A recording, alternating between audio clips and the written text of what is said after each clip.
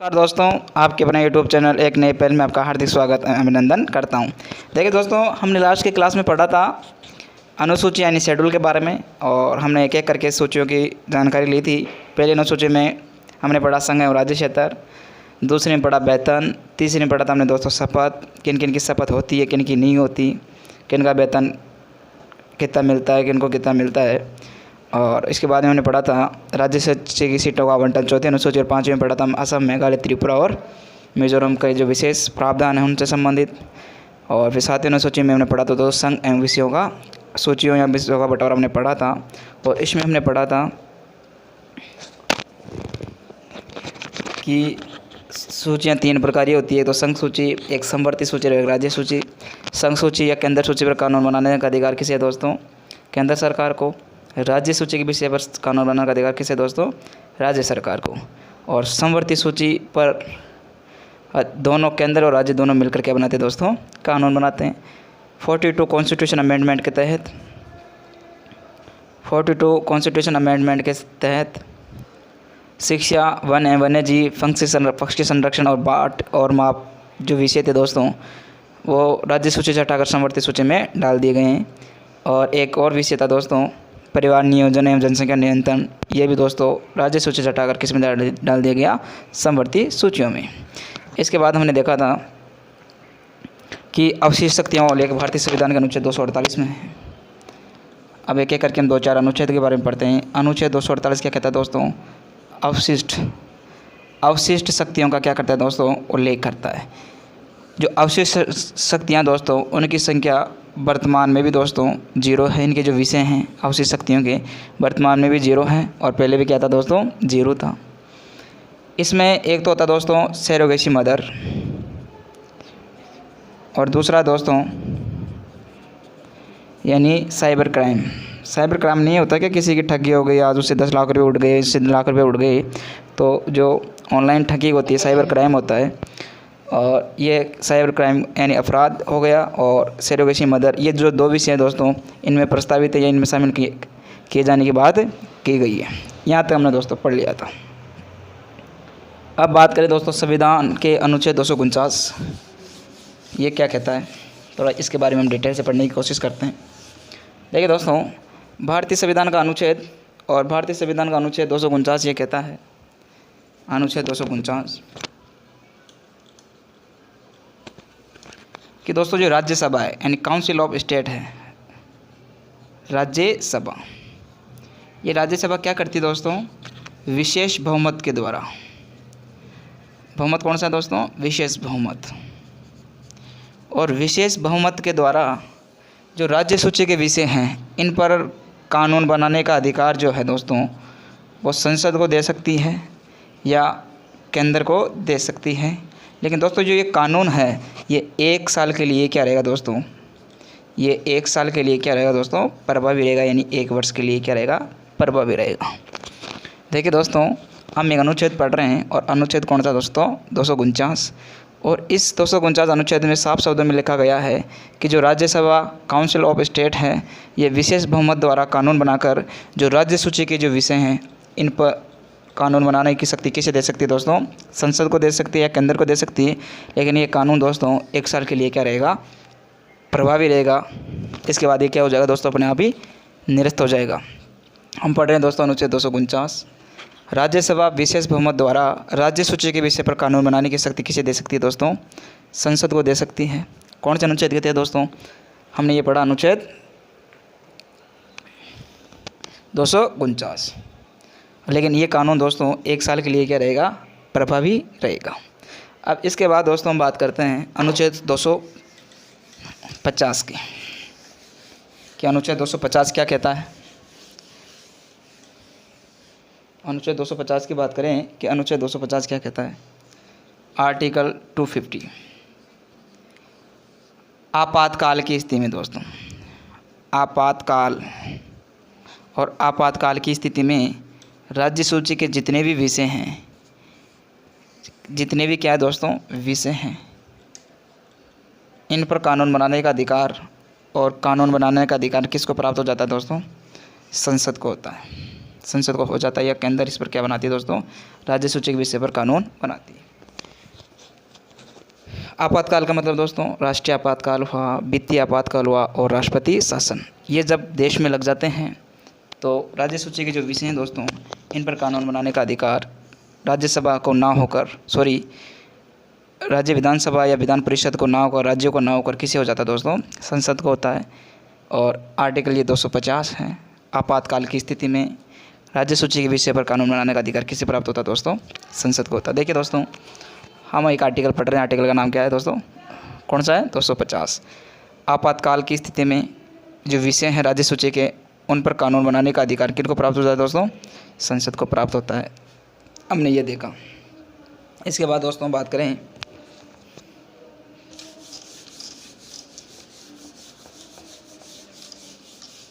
इसके बाद दोस्तों बात करें 250 पढ़ लिया हमने।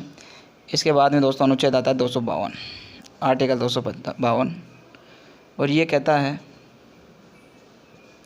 कि दोस्तों जो राज्य विधानमंडल है, और पता आपको राज्य विधानमंडल में क्या होते हैं दोस्तों, विधानमंडल। और राज्य विधानमंडल में आपको पता है इसके 3 अंग होते हैं। एक तो राज्यपाल होता है, एक विधान परिषद और विधानसभा। जो ये राज्य विधानमंडल है, इसको ये अधिकार है क्या दोस्तों, इसका ये राइट है। और राइट क्या है, राइट ये है कि राज्य सूची के जो विषय हैं इन पर कानून बनाने की शक्ति ये किसे दे सकती है दोस्तों, संसद को दे सकती है। दोस्तों हमने पढ़ा आर्टिकल 252, राज्य विधानमंडल राज्य सूची के जितने भी विषय हैं उन पर कानून बनाने का जो अधिकार है दोस्तों, वो किसे दे सकती है, संसद को दे सकती है।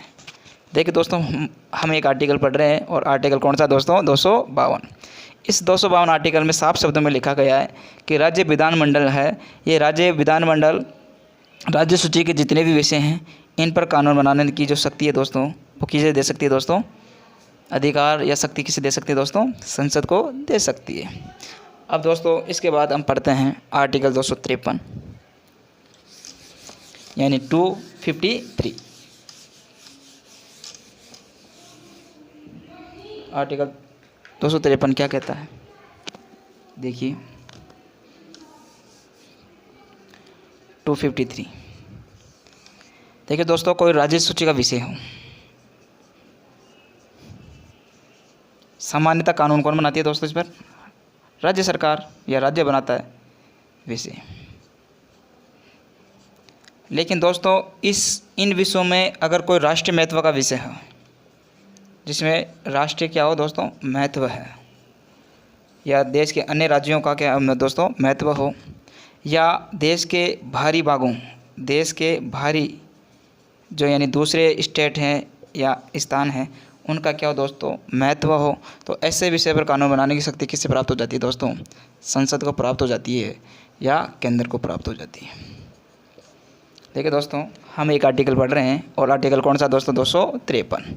ये 253 आर्टिकल क्या कहता है दोस्तों, जो राज्य सूची के जितने भी विषय हैं इन पर कानून बनाने का अधिकार किसको देता है दोस्तों, ये केंद्र को देता है। क्यों देता है, क्योंकि ये विषय क्या है, राष्ट्रीय महत्व के हो सकते हैं, देश की बाहरी भागों का इसमें क्या हो सकता है दोस्तों, महत्व हो सकता है। और महत्व होने के कारण, या देश के बाहरी भागों का महत्व होने के कारण, या राष्ट्रीय महत्व का होने के कारण इसे दोस्तों कानून बनाने की शक्ति किसे प्राप्त हो जाती है दोस्तों, यानी संसद को प्राप्त हो जाती है या केंद्र को प्राप्त हो जाती है। अब दोस्तों ये मेन आर्टिकल हमने पढ़ा 248, 250, 249, 253, 252। अब दोस्तों हम पढ़ते हैं 8वीं अनुसूची यानी भाषाओं के बारे में। और हमने कल पढ़ा था कि 8वीं अनुसूची में दोस्तों, अनुसूची कौन सी दोस्तों, 8वीं। और हमने पढ़ा था दोस्तों 8वीं अनुसूची में क्या है, भाषाओं का क्या दोस्तों उल्लेख है। किनका उल्लेख है दोस्तों, भाषाओं का उल्लेख, भाषाओं का उल्लेख। कौन सी अनुसूची में दोस्तों, सवाल आएगा भाषाओं का उल्लेख भारत के संविधान के किस अनुसूची में किया गया, तो अनुसूची 8। कितनी भाषाओं का उल्लेख है दोस्तों, मूल संविधान यानी ओरिजिनल कॉन्स्टिट्यूशन में 14 भाषाओं का क्या था, उल्लेख था। और वर्तमान में कितनी भाषाओं का उल्लेख है दोस्तों, यानी 22 भाषाओं का। अंग्रेजी भाषा दोस्तों इसमें शामिल नहीं की गई है। भारतीय संविधान की जो 8 अनुसूची है, 8वीं अनुसूची, इसमें 22 भाषाओं का उल्लेख मिलता है वर्तमान में, और उसमें दोस्तों अंग्रेजी भाषाओं का क्या नहीं है दोस्तों, उल्लेख नहीं है। अब दोस्तों हम एक एक करके पढ़ते हैं कि 14 के बाद में दोस्तों ये 15वीं कौन सी थी, 16वीं कौन सी थी, 17वीं कौन सी, 18वीं कौन सी थी। अगर 15वीं की बात करें तो 15वीं भाषा थी दोस्तों सिंधी। कौन सी भाषा थी दोस्तों, सिंधी। और ये 21 कॉन्स्टिट्यूशन अमेंडमेंट यानी 21वें संविधान संशोधन 1967 के तहत जोड़ी गई। इसके बाद में दोस्तों एक भाषा और आती है और भाषा का नाम है दोस्तों नेपाली। कौन सी भाषा दोस्तों, नेपाली, 16वीं भाषा है। इसके बाद में 17वीं कौन सी है दोस्तों, मणिपुरी, मणिपुरी।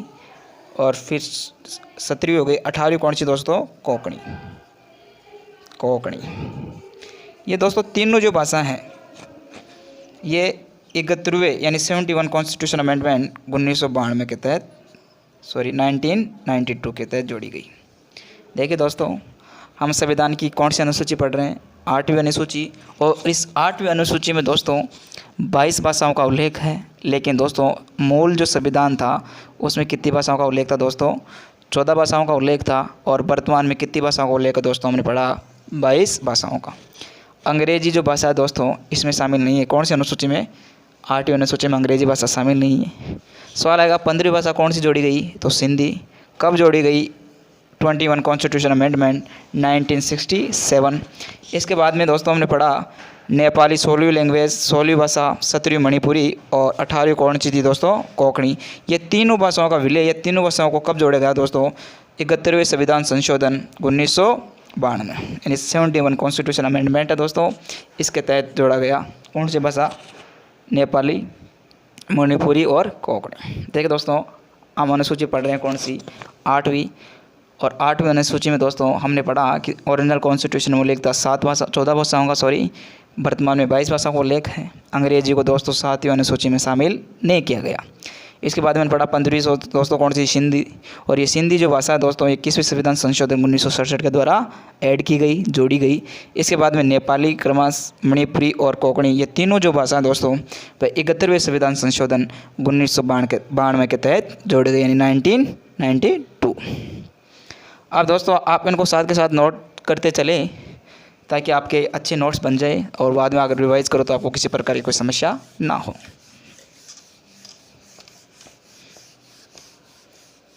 इसके बाद दोस्तों हम पढ़ते हैं 18 भाषा पढ़ ली, 4 भाषा और शेष, इन चारों भाषाओं के बारे में हम पढ़ते हैं।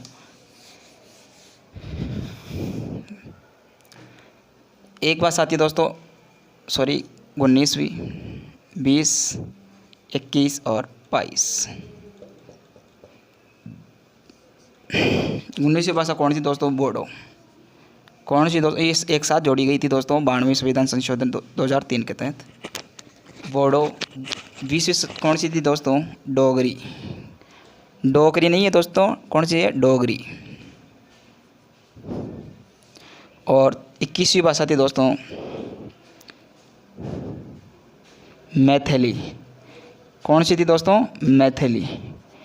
और 22वीं भाषा थी दोस्तों संथाली। कौन सी भाषा थी, संथाली। जो ये चारों लैंग्वेज है दोस्तों ये चारों कब जोड़ी गई, मैंने बताया 19 कॉन्स्टिट्यूशन अमेंडमेंट 92वें संविधान संशोधन 2003। देखिए दोस्तों हम 8वीं अनुसूची पढ़ रहे हैं और इनके विषयों के बारे में चर्चा करें तो इनकी जो भाषा है इनमें 19वीं भाषा हमने पढ़ी बोडो, 20वीं पढ़ी दोस्तों डोगरी, 3री पढ़ी हमने मैथिली और चौथी यानी 22वीं पढ़ी हमने संताली। बोडो, डोगरी, मैथिली और संताली, इन चारों भाषाओं का दोस्तों इन चारों को कब ऐड किया गया, 8वीं अनुसूची में 92वें संविधान संशोधन 2003 के तहत। अब दोस्तों इसके आगे चलते हैं। ये दोस्तों हमारी अनुसूची 8 के 22 विषय थे। अब बात करें दोस्तों 3 भाषा ऐसी हैं जिनको शामिल करना क्या है दोस्तों, प्रस्तावित है, पेंडिंग में अभी, वो कभी भी की जा सकती है। एक भाषा दोस्तों राजस्थानी। कौन सी भाषा दोस्तों, राजस्थानी। जो हमारे राजस्थान की भाषा है दोस्तों कौन सी, राजस्थानी। दूसरी भाषा है दोस्तों बोंटी, वो बोडो थी दोस्तों, ये कौन सी है, बोंटी है।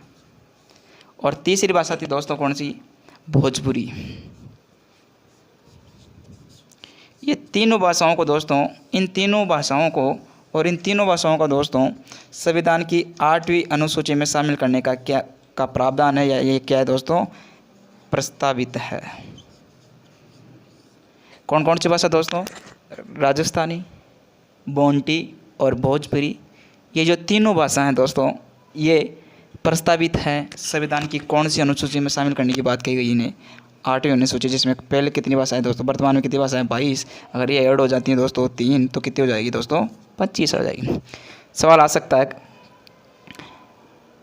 8वीं अनुसूची में कौन सी 3 भाषाओं को जोड़ने का प्रावधान है, किया गया या प्रस्तावित हैं, तो राजस्थानी, बोंटी और भोजपुरी।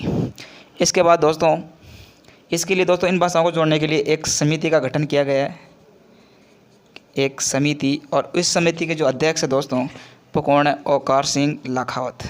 ओकार सिंह, और ये ओकार सिंह लाखावत दोस्तों इस समिति के क्या हैं, अध्यक्ष हैं। देखिए दोस्तों, राजस्थानी, बोंटी और भोजपुरी 3 भाषाएं हैं। पहले कितनी थी 22, ये 3 शामिल हो जाएगी तो कितनी हो जाएगी, 25 हो जाएगी, 25 हो जाएगी टोटल। राजस्थानी, बोंटी और भोजपुरी तीनों भाषाओं को दोस्तों 8वीं अनुसूची में शामिल करने की बात कही गई है, और ये इसे हम प्रस्तावित भी कह सकते हैं। ये प्रस्तावित अभी ऐड नहीं हुई है, और इनको ऐड करने के लिए एक समिति का गठन किया गया है। इनका जो व्याकरण तैयार करने के दोस्तों, भाषा तभी पूर्ण बन पाती है जब उसका क्या हो, व्याकरण हो, और इस राजस्थानी भाषा इनका दोस्तों व्याकरण तैयार किया जा रहा है, और उस व्याकरण तैयार करने के लिए एक समिति का गठन करते हैं, और उस समिति का दोस्तों अध्यक्ष कौन है, ओकार सिंह लखावत। अब इसके बाद दोस्तों हम पढ़ते हैं, हमारे संविधान में 6 शास्त्रीय भाषाओं का उल्लेख है, वो 8वीं अनुसूची में ना होकर अलग से उनका उल्लेख किया गया है कि भारत में 6 शास्त्रीय भाषाएँ होगी। कितनी भाषाएं होंगी दोस्तों, शास्त्रीय 6 भाषा। पहली कौन सी थी दोस्तों, कौन सी है, संस्कृत। दूसरी तेलुगु,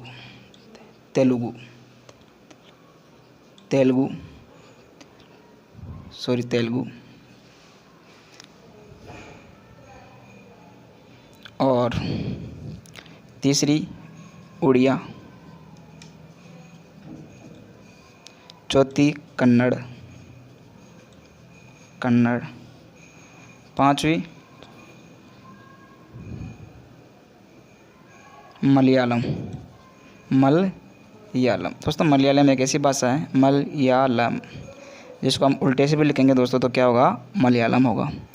संस्कृत, तेलुगु, उड़िया, कन्नड़ और मलयालम, ये 5 भाषा हैं। और दोस्तों एक भाषा और है, और उस भाषा का नाम है दोस्तों, उड़िया लिख लिया हमने, और उस भाषा का नाम दोस्तों तमिल भाषा। कौन सी भाषा दोस्तों, तमिल।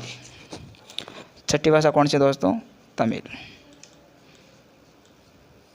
देखिए दोस्तों हमने पढ़ा एक भाषा संस्कृत, ये शास्त्रीय भाषाएं दोस्तों, कौन सी भाषाएं, शास्त्रीय भाषाएं दोस्तों, सवाल आएगा भारतीय संविधान में कितनी शास्त्रीय भाषाओं का उल्लेख किया गया, 6। सवाल आ जाएगा निम्नलिखित में से कौन सी भाषा शास्त्रीय भाषा नहीं है, तो इनमें से 3 तो दे देंगे इनमें से, और एक क्या दे देंगे दोस्तों, अलग से दे देंगे, गुजराती दे देंगे, कुछ भी दे सकते हैं। संस्कृत, तेलुगु, उड़िया, कन्नड़ और मलयालम और तमिल, ये दोस्तों 6 भाषाएँ जो कौन सी है, हमारी शास्त्रीय भाषाओं के नाम से इनको जाना जाता है। ये शास्त्रीय भाषाओं में शामिल किया गया है। संस्कृत, तेलुगु, उड़िया, कन्नड़ और कौन सी है दोस्तों, मलयालम और संस्कृत। अब इसके बाद दोस्तों ये हमारी कौन सी अनुसूची थी दोस्तों, अनुसूची 8 पढ़ रहे थे हम, और थोड़ी इसमें 1-2 और बातें हैं। देखिए दोस्तों एक आर्टिकल आता है संविधान का 344 आर्टिकल, और 344 का कौन सा पार्ट है, पार्ट 2, और 344 अनुच्छेद के भाग 2 यानी इसके 2 जो पार्ट है, इसमें दोस्तों एक राजभाषा आयोग के गठन की क्या की गई है दोस्तों, बात की गई है, गठन राजभाषा आयोग के गठन की बात की गई है। संविधान के कौन से अनुच्छेद में, 344 अनुच्छेद और इसका कौन सा भाग है? 2। ऐसे हम कह सकते हैं कि भारतीय संविधान के अनुच्छेद 344(2) में राजभाषा आयोग के गठन की बात कही गई है। सवाल कई बार एग्जाम में पूछा गया है कि भारत में राजभाषा आयोग के गठन का प्रावधान संविधान के किस अनुच्छेद में किया गया है? तो अनुच्छेद 344(2). देखिए दोस्तों, ये इस आयोग का गठन क्यों किया गया? दोस्तों, ये इन भाषाओं को 8वीं अनुसूची में जितनी भी भाषा शामिल है, इन भाषाओं को दोस्तों संरक्षण करके, इनको संरक्षण प्रदान करके इनके संबंधित क्या दोस्तों कानून बनाने का अधिकार है। और इनमें कानून बनाना कौन सकता है दोस्तों? राजभाषा आयोग। राजभाषा आयोग का गठन क्यों किया गया? तो दोस्तों 8वीं अनुसूची में, और 8वीं अनुसूची में जितनी भाषा शामिल है कितनी? 22 हमने अभी पढ़ा था एक एक करके। और ये 22 जो भाषाएं दोस्तों, इनको संरक्षण प्रदान करने तथा इनके संबंधित कानून बनाने का उल्लेख किसमें दोस्तों? राजभाषा आयोग में। और दोस्तों इस राजभाषा आयोग में कुल सदस्य होंगे दोस्तों 23। कितने सदस्य? 23। जिसमें इसमें एक तो क्या होगा दोस्तों, इसका क्या बनाए जाएंगे? अध्यक्ष बनाया जाएगा। किसका? राजभाषा आयोग का। और बाकी कितने सदस्य बच गए दोस्तों? 22। और ये 22 सदस्य हैं दोस्तों, ये एक एक करके एक एक भाषाओं के एक एक सदस्यों का क्या होगा दोस्तों? चुनाव। एक भाषा का एक सदस्य चुना जाएगा। देखिए दोस्तों, हम पढ़ रहे हैं संविधान की कौन सी अनुसूची? 8वीं अनुसूची। और इसमें हम पढ़ रहे हैं दोस्तों अनुच्छेद 344। और अनुच्छेद 344(2) किससे संबंधित हैं? राजभाषा आयोग से। और राजभाषा आयोग से संबंधित है क्योंकि इसमें क्या, इस संविधान के अनुच्छेद में दोस्तों राजभाषा आयोग का क्या होता है? गठन होता है। और ये गठन इस कारण होता है क्योंकि ये जो राजभाषा आयोग है, ये 8वीं अनुसूची में कितनी भाषाएं दोस्तों? 22। इन 8वीं अनुसूची में शामिल 22 भाषाओं को संरक्षण प्रदान करके इनसे संबंधित कानून बनाने की शक्ति किसे प्राप्त है दोस्तों? राजभाषा आयोग को के पास है। कानून कौन बना सकता है दोस्तों? इनमें के संरक्षण या कानून से संबंधित? राजभाषा आयोग। और इसका गठन संविधान के अनुच्छेद 344(2) में किया गया है। इसके बाद में हमने पढ़ा दोस्तों, इसमें कुल 23 मेंबर्स होते हैं, 23 सदस्य होते हैं। और इन 23 सदस्यों में से दोस्तों इसका एक तो क्या होता है? हेड यानी अध्यक्ष होता है, प्रेसिडेंट जिसे हम कह सकते हैं। और बाकी 22 सदस्य होते हैं। ये 22 सदस्य दोस्तों 8वीं अनुसूची में कितने भाषा है? 22। और इन 22 भाषा में से दोस्तों एक एक सदस्य की क्या होती है दोस्तों? इसमें एक एक सदस्य को चुना जाता है या रखा जाता है। देखिए दोस्तों, हम पढ़ रहे हैं, आप दोस्तों इनको आराम से साथ के साथ नोट कर सकते हैं। मैं बहुत धीरे धीरे पढ़ा रहा हूँ और आप आराम से इनको ऐड कर सकते हैं ताकि आपको रिवाइजन करने में किसी प्रकार कोई समस्या ना हो, अगर आपके पास अच्छे नोट्स बने रहेंगे तो। 344 अनुच्छेद और इसका पार्ट कौन सा है? 2। 344(2) पढ़ रहे हैं। इसमें उल्लेख है दोस्तों राजभाषा आयोग के गठन का। और ये राजभाषा आयोग क्या होता है दोस्तों? ये राजभाषा आयोग इनका जो प्रमुख कार्य हैं, ये 8वीं अनुसूची में कितने विषय शामिल है? 22। और इन 22 भाषाओं को संरक्षण प्रदान करके इनसे संबंधित कानून बनाने का अधिकार है। और इसमें 23 मेंबर्स होंगे, एक अध्यक्ष। और बाकी जो 22 भाषाएँ हैं इनमें से एक सदस्यों को क्या दिया जाएगा? चुना जाएगा। किसके लिए? राजभाषा आयोग के गठन के लिए। ठीक है दोस्तों, इसके बाद हम पढ़ते हैं अनुच्छेद 344(3). कौन सा अनुच्छेद पढ़ेंगे दोस्तों?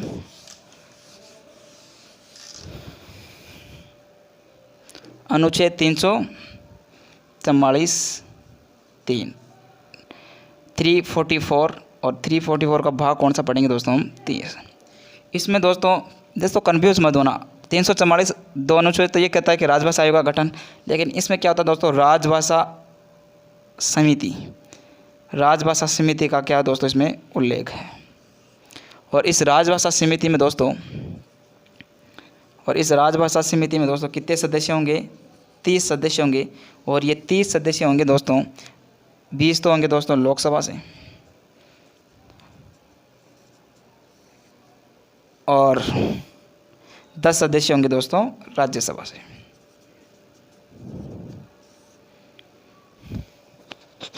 हम पढ़ रहे हैं दोस्तों एक अनुच्छेद, और अनुच्छेद कौन सा दोस्तों? 344(3). और 344(2) किसका गठन करता है? राजभाषा आयोग का। और ये 344(3) अनुच्छेद किसका करता है दोस्तों? राजभाषा समिति का गठन करता है, जिसमें कुल 30 मेंबर होंगे, 30 सदस्य होंगे, 20 होंगे दोस्तों लोकसभा से और 10 सदस्य होंगे दोस्तों राज्यसभा से। हम पढ़े दोस्तों एक समिति, और समिति का क्या नाम है दोस्तों? राजभाषा समिति। और इस राजभाषा समिति का उल्लेख दोस्तों संविधान के अनुच्छेद 344(3) में किया गया है। और इसमें दोस्तों जो मेंबर्स होंगे वो कितने होंगे, 30 होंगे, 30 होंगे, और उसमें 20 तो लोकसभा के और 10 राज्यसभा के शामिल किए जाएंगे। और दोस्तों इसके बाद और हम पढ़ते हैं, लास्ट बात है दोस्तों 8वीं अनुसूची की।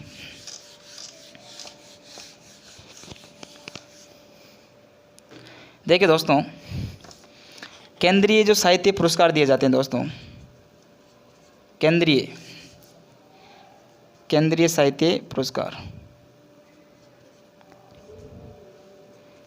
पुरस्कार,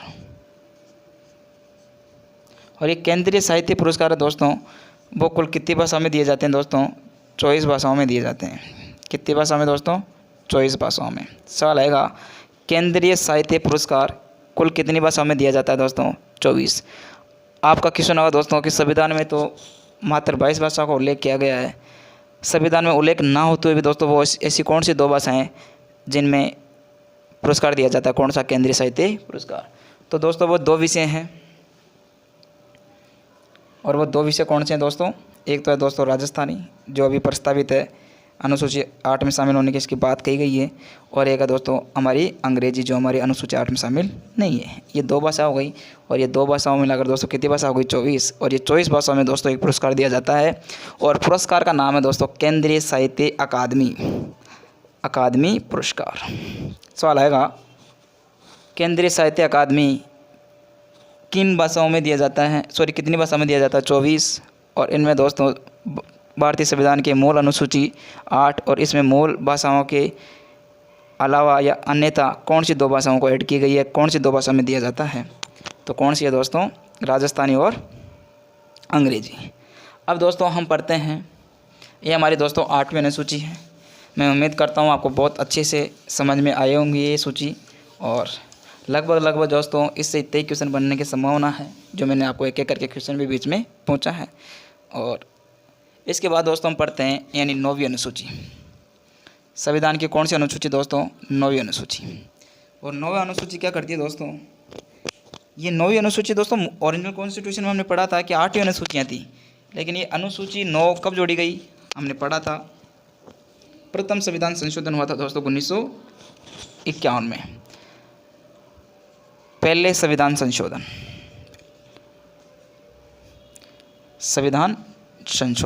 यानी पेस्ट कॉन्स्टिट्यूशन अमेंडमेंट, और इस पेस्ट कॉन्स्टिट्यूशन अमेंडमेंट के तहत दोस्तों कौन सी अनुसूची जोड़ी गई? अनुसूची 9। इसमें किस बात का उल्लेख है दोस्तों? यानी न्यायिक पुनरावलोकन।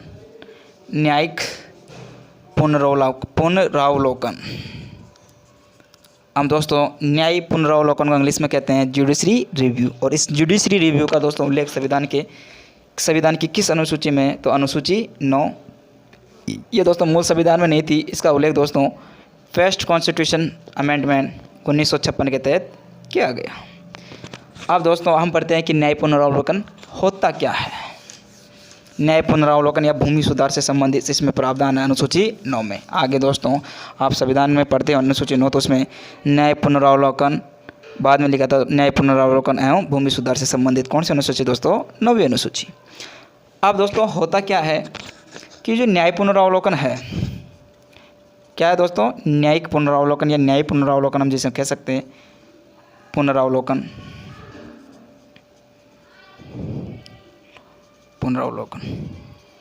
होता क्या है दोस्तों? जब सरकार का जो मोस्ट इम्पोर्टेंट भाग है वो कौन सा दोस्तों? संसद। जब संसद कानून बनाती है, क्या बनाती है दोस्तों? कानून। जब संसद कानून बनाती है दोस्तों, तो वो ये ध्यान में रखेगी कि नागरिकों के मौलिक अधिकार या नागरिकों के अधिकारों का किसी प्रकार का कोई हनन तो नहीं हो रहा, या ये संविधान के आधारभूत ढांचे को प्रभावित तो नहीं कर रही, आधारभूत ढांचे को प्रभावित तो नहीं कर रही। जो हमने कानून बनाए हैं वो संविधान के अनुसार तो हैं, संविधान के दायरे के अंदर तो हैं, कहीं संविधान से बाहर तो नहीं है, संविधान का किसी प्रकार का कोई उल्लंघन तो नहीं हो रहा।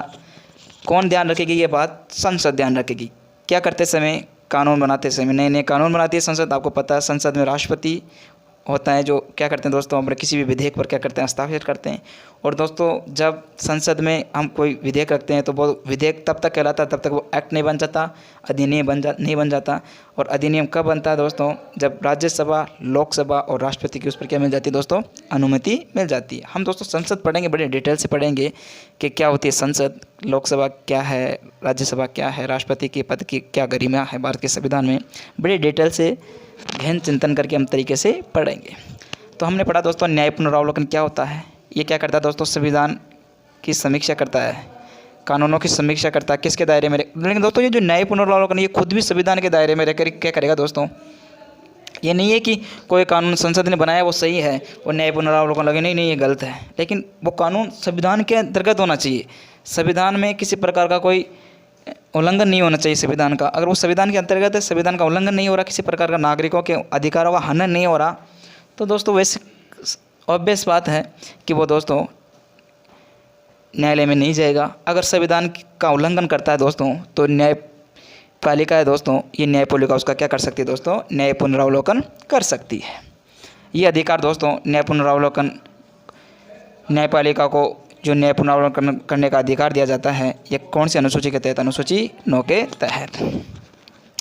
अब दोस्तों इससे पहले क्या था संविधान में, इससे पहले यह था कि अगर संसद में कोई कानून बना दिया जाता है, अगर संसद कोई कानून बनाकर अनुसूची 9 में डाल देते थे या डाल दिया जाता था, तो उस पर न्याय पुनरावलोकन नहीं कर सकता था। कौन दोस्तों, पुनरावलोकन कौन नहीं कर सकता था दोस्तों, सुप्रीम कोर्ट यानी उच्चतम न्यायालय क्या नहीं कर सकता था दोस्तों, न्याय पुनरावलोकन नहीं कर सकता। कब नहीं कर सकता था,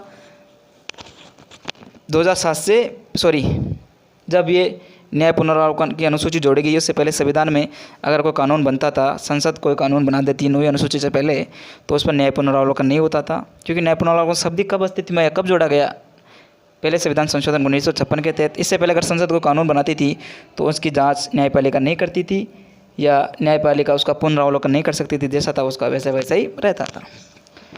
हमने पढ़ा कि इससे पहले संसद के जो कानून बनाए थे दोस्तों, संसद के द्वारा जो कानून बनाए जाते हैं उस पर दोस्तों न्याय पुनरावलोकन नहीं करता था। कौन, सुप्रीम कोर्ट। उसके बाद में एक वाद आता है बहुत प्रचलित और उसका नाम दोस्तों आपने सुना होगा, केशवानंद बनाम केरल राज्य। केशवानंद भारती बना केरल राज्य। देखिए दोस्तों हमने पढ़ा अनुसूची 9 किसका उल्लेख है, न्याय पुनरावलोकन या भूमि सुधार से संबंधित है। संसद कोई कानून बनाएगी तो ये ध्यान में रखेगी कि नागरिकों के अधिकारों का हनन तो नहीं हो रहा, जो कानून बनाए वो संविधान के अंतर्गत तो है, संविधान का किसी प्रकार का उल्लंघन तो नहीं हो रहा, ये संविधान के दायरे में तो है। और अगर ये संविधान के दायरे में नहीं होता तो दोस्तों न्यायपालिका दोस्तों इसे निरस्त कर सकती है, निःशून्य घोषित कर सकती है। ये अधिकार है दोस्तों किनको, जुडिशरी हमारी न्यायपालिका में दोस्तों सुप्रीम कोर्ट, और प्रत्येक राज्य में दोस्तों एक हाई कोर्ट की स्थापना की जाती है, किसके तहत, न्यायपालिका के तहत। ये दोस्तों हम कह सकते हैं संविधान की क्या है दोस्तों, संरक्षक है या संरक्षिका है, कौन, न्यायपालिका।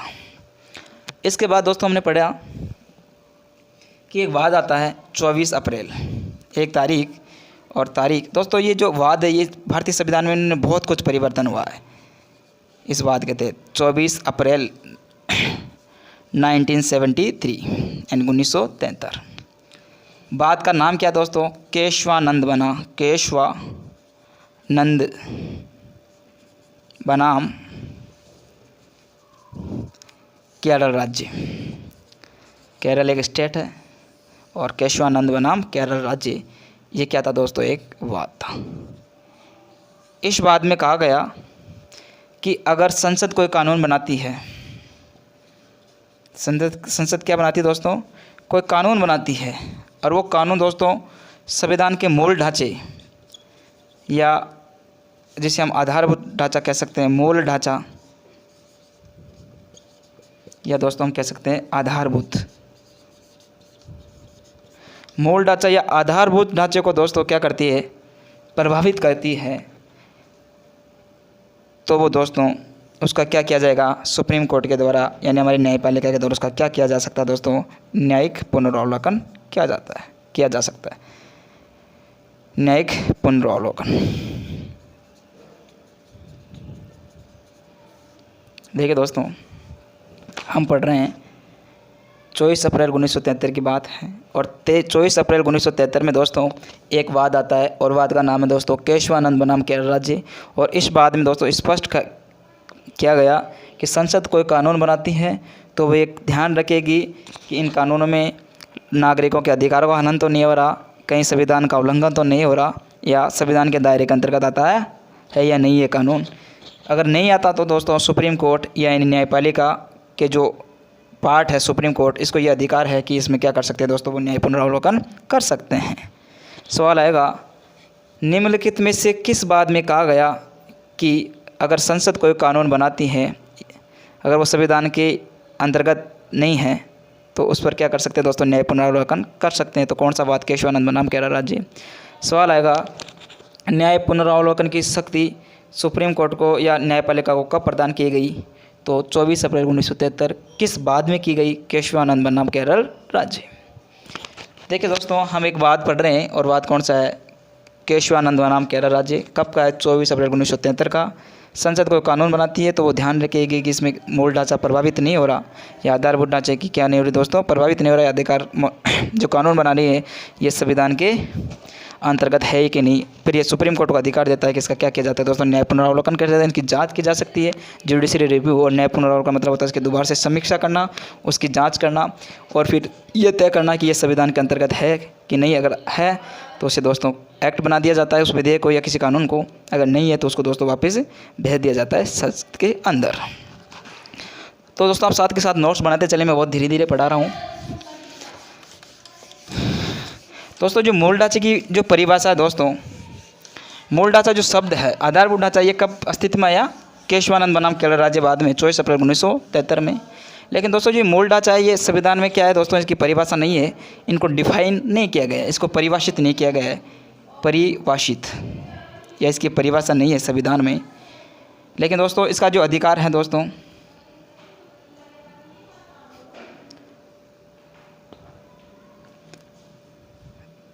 ये है दोस्तों किसके पास, सुप्रीम कोर्ट के पास, या कि इसमें दोस्तों इसकी परिभाषा दे सकती है या इसको डिफाइन कर सकती है। मूल ढांचे की अवधारणा क्या है, ये संविधान में इसका कहीं भी उल्लेख नहीं है। अब दोस्तों इसके बाद हम पढ़ते हैं कि 2007 के बाद दोस्तों 2007 के बाद में जितने भी कानून संसद ने बनाए हैं, जितने भी कायदे कानून संसद ने बनाए हैं, अगर वो 9वीं अनुसूची में डाल दिए जाते हैं तो उनका क्या होता रहा है दोस्तों, न्यायिक पुनरावलोकन होता रहा है, यानी उसका न्यायिक पुनरावलोकन 100% होता है। पुनरावलोकन बात करते हैं दोस्तों 2007, और 2007 में जितने भी संसद ने कानून बनाए हैं, जितने भी कानून बनाए दोस्तों, इनका न्याय पुनरावलोकन किया जाता है। कानून बनाकर संविधान की कौन सी अनुसूची में, 9वीं अनुसूची में अगर डाल देते हैं कौन, संसद, तो दोस्तों उनका क्या किया जा सकता है, न्याय पुनरावलोकन किया जा सकता है। कब की बात है दोस्तों, 2007 की। ये बहुत इंपॉर्टेंट है, याद रखना कि संसद को पूर्ण रूप से कब अधिकार प्राप्त हुआ, या 9वीं अनुसूची के जितने भी विषय में न्याय पुनरावलोकन करने का जो प्रावधान है वो कब किया गया, 2007 में। अब इसके बाद दोस्तों हम पढ़ते हैं, ये दोस्तों हमारी 9वीं अनुसूची थी। उम्मीद करता हूँ आपको बहुत अच्छी से समझ में आई होगी। और दोस्तों इनके जितने भी क्वेश्चन बनते हैं 5-7 मैंने आपसे डिस्कशन कर लिया है। अब इसके बाद हम दोस्तों पढ़ेंगे भारतीय संविधान की कौन सी अनुसूची, 10वीं अनुसूची, यानी शेड्यूल कौन सी है दोस्तों, अनुसूची, और अनुसूची कौन सी दोस्तों, 10वीं। और ये कब जोड़ी गई दोस्तों, ये जोड़ी हमने पढ़ा था कल, 52 कॉन्स्टिट्यूशन अमेंडमेंट, यानी 52वें संविधान संशोधन। और 52वें संविधान संशोधन के तहत एक अनुसूची जोड़ी जाती है संविधान में, और वो अनुसूची कौन सी है दोस्तों, 10वीं अनुसूची। किससे संबंधित है, दल बदल से। अभी राजस्थान सरकार में बहुत चर्चा में रहा है दल बदल, कांग्रेस सरकार चल रही है राजस्थान में, और उसमें बहुत ज़्यादा चर्चा में रहा कि दल बदल, और इसको कई बार मीडियाकर्ताओं ने या मीडिया जो बंधु हैं उन्होंने इनके बारे में भी जानकारी भी आपको दी होगी। तब हम दोस्तों दल बदल पढ़ेंगे, इसके बारे में और डिटेल से पढ़ेंगे। अनुसूची कौन सी है दोस्तों, 10वीं। इसमें कब जोड़े गए दोस्तों, संविधान में कब ऐड की गई, 52वें संविधान संशोधन 1985, 52 कॉन्स्टिट्यूशन 1985। कौन सी अनुसूची जोड़ी गई, 10वीं अनुसूची। किससे संबंधित है दोस्तों, दल बदल से। सवाल आएगा 10वीं अनुसूची का संबंध किससे है, दल बदल से। 10वीं अनुसूची का प्रावधान या 10वीं अनुसूची संविधान में कब जोड़ी गई, तो 52वें संविधान संशोधन 1985 के तहत क्या होता है दोस्तों, पहले